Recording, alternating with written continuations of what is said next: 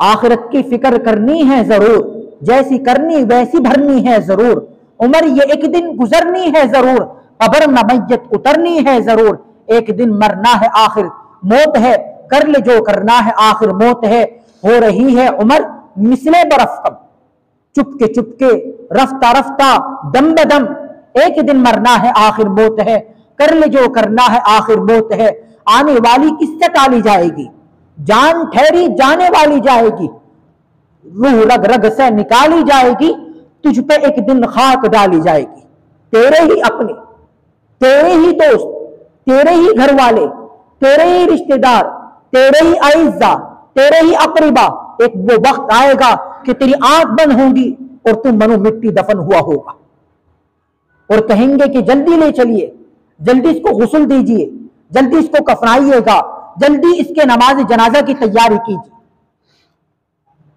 اور پھر تجھے تیرے ہی گھر کے اپنے کندھوں پر لاد کر تجھ کو منو مٹی دفنا کر آ جائیں گے، اور پھر تو جانے تیرے رب جانے قبر کے اندر تیرے ساتھ کیا معاملہ ہوگا۔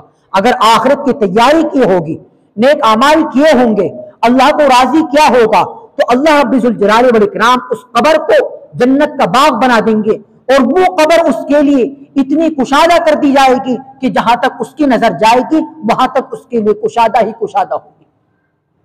لیکن اگر منچاہی زندگی گزاری ہوگی، برتھ ڈے منایا ہوگا، سالگرہ منایا ہوگا، اور نمازوں کو چھوڑا ہوگا، جھوٹ بولا ہوگا، ایک دوسرے کے دل کو چھلنی کیا ہوگا، آخرت کی تیاری نہیں کی ہوگی، مرنے کی تیاری نہیں کی ہوگی، ماں باپ کی نافرمانی کی ہوگی، ایک دوسرے کی غیبت کی ہوگی، قطع تعلق کیے ہوں گے، رشتہ داروں سے بدسلوکی کی ہوگی، تو پھر کیا ہوگا؟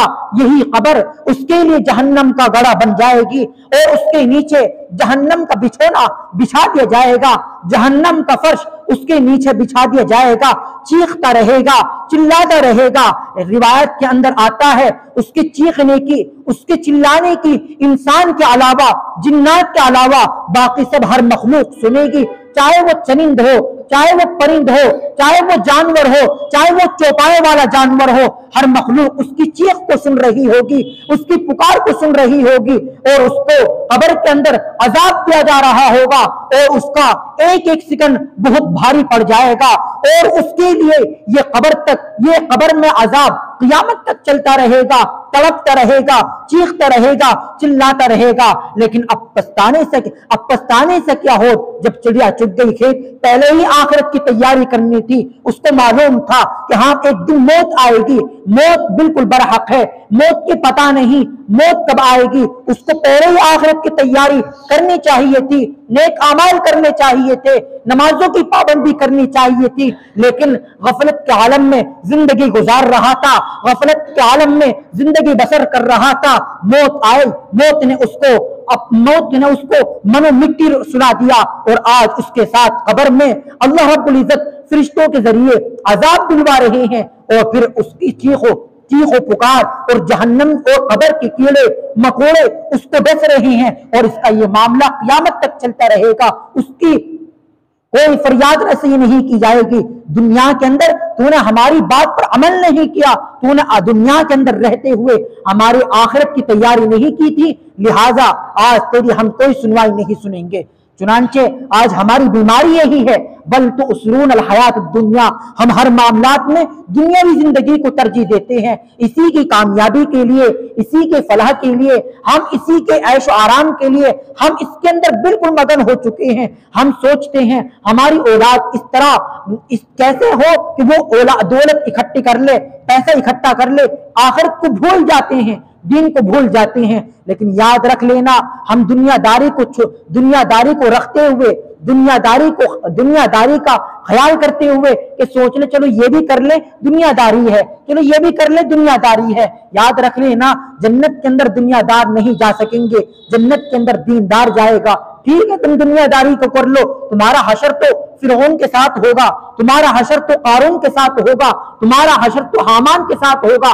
آپ علیہ السلام ارشاد فرماتے ہیں جو بندہ نماز نہیں پڑھتا اس کا حشر فرعون کے ساتھ، حامان کے ساتھ، شداد کے ساتھ، قارون کے ساتھ، فرعون کے ساتھ, ابو جہل کے ساتھ ہوگا. اس کا حشر جہنم کی آگ کے اندر ہوگا, جہنم کے عذاب کے اندر وہ ڈوبتا ہوا, چیختا ہوا, چلاتا ہوا پورا کا پورا جل رہا ہوگا. میرے بھائیو, ہم سنتے ہیں جہنم کا عذاب ایسا ہے, قبر کا عذاب ایسا ہے, جہنم کی آگ ایسی ہے, لیکن ہم سنتے ہیں ادھر سے سنا ادھر کو نکال دیا.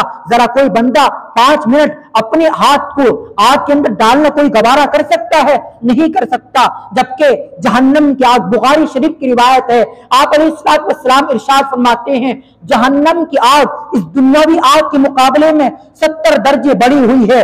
ہم جب دنیاوی آگ کو برداشت نہیں کر سکیں گے تو میرے بھائیوں جہنم کی آگ کو کیسے برداشت کر سکیں گے؟ ہم انسان تو اتنا کمزور بندہ ہے کہ اگر وہ تھوڑی دوپہر کے وقت سامان لینے کے لیے اگر بازار نکل جائے, پسینے کے اندر شرابور ہو جائے, تو جب تک اس کو ایئر کنڈیشن کی ہوا نہ مل جائے, اس کو اے سی کولر کی ہوا نہ مل جائے, اس کو سکون نہیں ملتا. ذرا سوچئے, اس دن کے بارے میں فکر کیجئے کہ جس دن اللہ کے عرش کے سائے کے علاوہ کوئی سایہ نہ ہوگا. اس دن سورج انسان کے سر پر ہوگا, اس دن انسان ننگے پاؤں ہوگا, ننگے بدن ہوگا. انسان کی کیا حالت ہوگی؟ لیکن ادھر کو سنا ادھر کو نکال دیا. سوچتے ہیں چلو جو ہوگا قیامت کے دن دیکھ لیں گے, قبر کے عذاب کو بھی دیکھ لیں گے, جہنم کے عذاب کو بھی دیکھ لیں گے. لیکن جب اس وقت عذاب دیا جائے گا, اس قدر پریشانیوں میں, اس قدر ہولناکیوں میں ہوگا. آپ علیہ السلام ارشاد فرماتے ہیں کہ اس دن کے ہولناکیوں کو دیکھتے ہوئے اللہ سے کہے گا, اے اللہ مجھے میرا حساب و کتاب جلد شروع فرما کر آپ کو جہاں بھیجنا ہے آپ مجھ کو بھیج دیجئے. آپ اگر مجھے جہنم کے اندر بھیجنا چاہتے ہیں, یا اللہ مجھ سے یہ قیامت کی سختی, یہ قیامت کی ہولناکی, یہ قیامت کی پریشانی مجھ سے برداشت نہیں ہو رہی ہے, اے اللہ مجھ کو جہنم کے اندر بھیج دیجئے. آپ علیہ السلام فرماتے ہیں اللہ اس بندے سے پوچھیں گے, اے میرے بندے جو تو زبان سے نکال رہا ہے, اے اللہ اس قیامت کی سختی یہ ہم سے برداشت نہیں ہو رہی ہے, یہ قیامت کی ہولناکی مجھ سے برداشت نہیں ہو رہی ہے, اے اللہ آپ مجھ کو جہنم کے اندر بھیج دیجئے. اللہ اس سے پوچھیں گے, اے میرے بندے کیا تو جانتا ہے جہنم کا عذاب کیسا ہے, جہنم کی آگ کیسی ہے, جہنم کی پریشانی کیسی ہے؟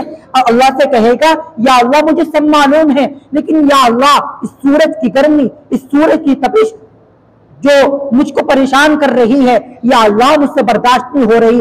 اندھا ہوگا, اندھیری کی حالت میں وہ کھڑا ہوا, اللہ سے کہے گا اے اللہ مجھے جہنم کے اندر بھیج دینا, یہ گوارا ہے, لیکن سورج کی گرمی, سورج کی تپش, سورج کی مجھے گرمی, سورج کی تپش اور سورج کی سختی مجھ سے برداشت نہیں ہو رہی. چنانچہ اس بندے کے اوپر جب اتنی سختی قیامت کی ہوگی, جبکہ جہنم کا عذاب اس سے بڑا ہوا ہوگا, اس سے جب قیامت کی سختی برداشت نہیں ہو رہی ہوگی, جہنم کا عذاب کیسا برداشت کر سکے گا؟ پورے اژدہے اس کے جسم پر جکڑ جائیں گے اور اس کو اچھی طرح بھونیں گے, اس کو ڈنک ماریں گے.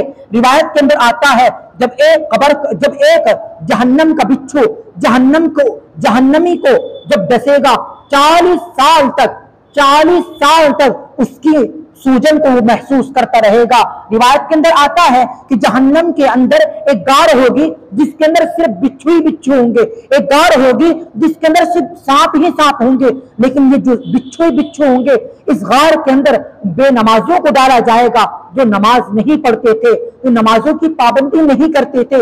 اس غار کے اندر کہ جس کے اندر صرف بچھو ہی بچھو ہیں, اس غار کے اندر جب ڈالا جائے گا, روایت کے اندر آتا ہے آپ علیہ السلام ارشاد فرماتے ہیں کہ وہ جہنمی بچھو اس پر اس طرح چپٹیں گے جیسے ہم دنیا کے اندر شہد کی مکھیوں کا جو چھتا ہوتا ہے, اس چھتے پر جیسے شہد کی مکھی چپٹی ہوئی ہوتی ہیں, اس طرح بچھو اس پر چپٹیں گے. انسان پر اگر ایک بحال کی مکھی, شہد کی مکھی کاٹ لے, اس کو ڈنک مار دے, انسان بے چین ہو جاتا ہے, بے قرار ہو جاتا ہے. اور جب بچھو اس کے جسم میں ڈنک ماریں گے اور وہ جل رہا ہوگا, بن رہا ہوگا, اور اس کو کپڑے پہنا دیے جائیں گے, بدبودار کپڑے پہنائے جائیں گے. جس جگہ پر کھڑا ہوگا وہ جہنم کا فرش اور چھت وہ بھی جہنم کی, ستون وہ بھی جہنم کا, اور آگ کے اندر ڈوب چکا ہے جہنم کی آگ. کیا حالت ہوگی, کیا حالت اس کی ہوگی؟ قرآن کریم کے اندر اللہ فرماتے ہیں جو بدلناہم جلودن غیرہا لیذوقوا العذاب, کہ اس کی کھال پر آگ کیا پہنچے گی, آگ اس کی کھال کو جلائے گی اور کھال اتر کر نیچے گر جائے گی.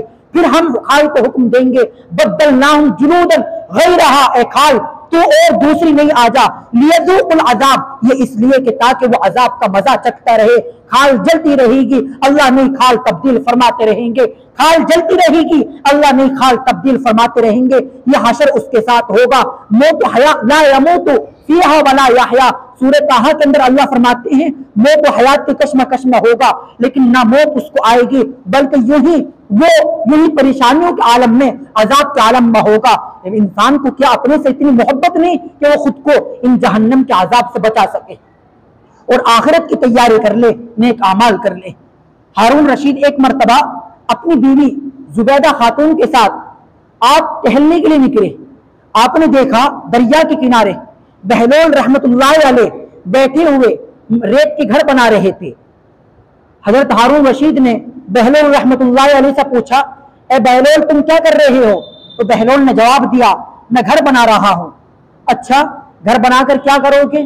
کہ جو اس گھر کو خریدے گا میں اللہ سے دعا کروں گا اللہ رب العزت اس کو جنت میں ایک گھر عطا فرمائے۔ حضرت بہلول سے ہارون رشید نے پوچھا اس گھر کی قیمت کیا ہے؟ کہا 1 دینار۔ ہارون رشید یوں ہی مذاق سمجھے اور وہ آگے نکل گئے۔ پیچھے ان کی بیوی زبیدہ خاتون نکلی، انہوں نے بہلول رحمت اللہ علیہ سے پوچھا، اے بہلول تم کیا کر رہے ہو؟ کہا میں ریت کے گھر بنا رہا ہوں۔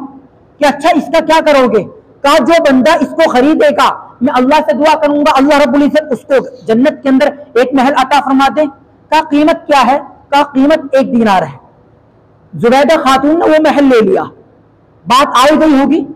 رات میں بہلول رات میں ہارون رشید سوئے، اب خواب کے اندر کیا دیکھتے ہیں؟ جنت کے حسین مناظر، آبیارے، مرغزارے، خوبصورت مناظر ہیں، بڑا اچھا دلچسپ منظر ہے۔ اور آگے چل کر آپ دیکھتے ہیں کہ ایک سرخ یاقوت کا محل بنا ہوا ہے اور اس کے دروازے پر ان کی بیوی زبیدہ خاتون کا نام لکھا ہوا ہے۔ چنانچہ بہلول حضرت ہارون رشید نے سوچا کہ یہ تو میری بیوی کا محل ہے، کیوں نہ میں اندر چلا جاؤں۔ اب جیسے اندر جانا چاہے تو جو دربان تھا اس نے روک دیا اور کہا کہ آپ نہیں جا سکو گے۔ ہارون رشید نے کہا تو بھائی میری بیوی کا محل ہے، مجھے اندر جانے دیا جائے۔ تو وہاں کے فرشتے نے کہا یہاں کا دستور علیحدہ ہے، جس کا محل ہوتا ہے اس کو اندر جانے کی اجازت ہوتی ہے۔ چنانچہ ہارون رشید کو اس کے بعد نیند نہیں آئی، بڑے کشمکش میں تذبذب میں رہے۔ صبح ہوئی شام کے وقت پھر کہا کہ چلو پھر ٹہلنے کے لیے چلتے ہیں۔ ٹہلنے کی ایک ضمنی بات تھی، اصل تو وہی گھر خریدنا تھا۔ اب جا رہے ہیں، پھر دریا کے کنارے بہلول رحمت اللہ علیہ کو دیکھا ریت کے گھر بنا رہے ہیں۔ ہارون رشید نے پوچھا بہلول کیا کر رہے ہو؟ کہا گھر بنا رہا ہوں۔ اچھا کیا کرو گے؟ کہ جو بندہ خریدے گا میں اللہ سے دعا کروں گا اللہ اس کو جنت میں ایک محل عطا فرما دے۔ کہ اچھا اس گھر کی قیمت کیا ہے؟ کہا پوری دنیا کی قیمت۔ کہا کل تو تم نے اس کی قیمت 1 دینار لگائی، آج پوری دنیا کی قیمت؟ کہا کل بنا دیکھے سودا تھا، آج دیکھ کے سودا ہے۔ کل بنا دیکھے سودا، آج دیکھ کے سودا ہے۔ تو میرے بھائیوں ابھی اللہ رب العزت نے ہم کو موقع دیا ہے، ہم بنا دیکھے ایمان لائے ہیں، ہم آخرت کی تیاری کریں، ورنہ جب موت کے وقت ہم فرشتوں کو اپنی آنکھوں سے دیکھیں گے، قیامت کے دن ہم پریشانیوں کو اپنی آنکھوں سے دیکھیں گے، اس وقت اگر ہم جنت کا سودا کرنا چاہے تو نہیں کر سکیں گے۔ ابھی اللہ نے موقع دیا، ہم آخرت کی تیاری کریں، نیک اعمال کریں۔ اللہ رب العزت ہم سب کو عمل کرنے کی توفیق نصیب